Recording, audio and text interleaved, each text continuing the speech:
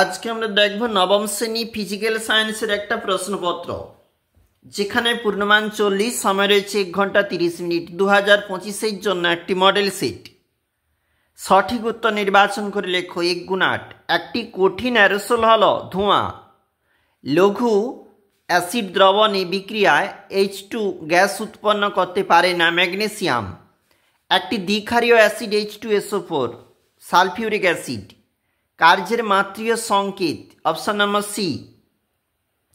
দেখো এখানে 1/5 m ও 4m ভরের দুটি বস্তুর গতিশক্তির অনুপাত 2:1 হলে ভরবেগের অনুপাত কত হবে?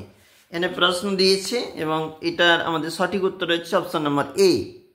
বৃষ্টির ফোঁটা গোলাকার হয় তরলের পৃষ্ঠটান ধর্মের জন্য। জলে ভাসমান একটি বস্তু আয়তনের 0.4 অংশ জলের বাইরে রয়েছে। বস্তুটির উপাদানের আপেক্ষিক গুরুত্ব 0.4। 0.1 মোল অক্সিজেনের এসটিপিতে আয়তন 2.24 লিটার। 1 গুণ 7।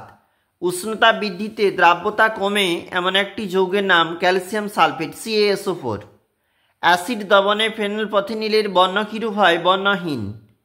এবং F বল প্রযুক্ত হয় একটি বস্তুর v বেগে গতিশীল। এক্ষেত্রে ক্ষমতা P=FV।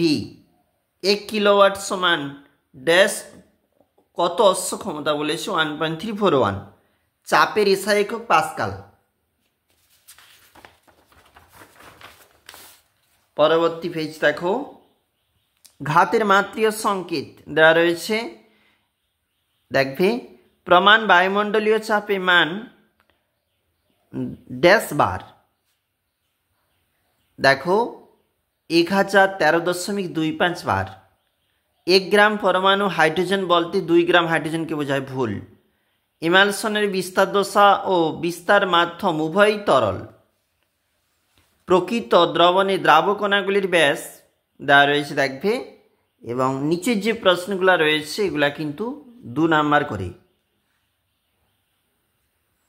চলে যাব পরের যে পেজটা, পরবর্তী পেজে একটা প্রশ্ন এবং রয়েছে 3 নাম্বারের প্রশ্ন। দেখবে তোমরা 5টির এখানে উত্তর দিতে হবে এবং সেগুলি রয়েছে 3 নাম্বার করে একটা। আমরা দেখছিলাম নবম শ্রেণী ফিজিক্যাল সায়েন্সের একটা প্রশ্ন।